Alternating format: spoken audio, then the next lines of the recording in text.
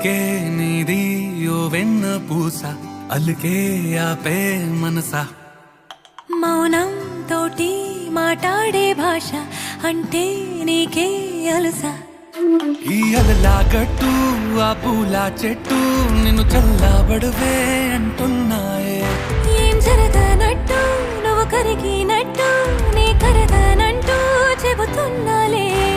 నీతో వాదులాడి గెలవాలేనే వన్నెలాడి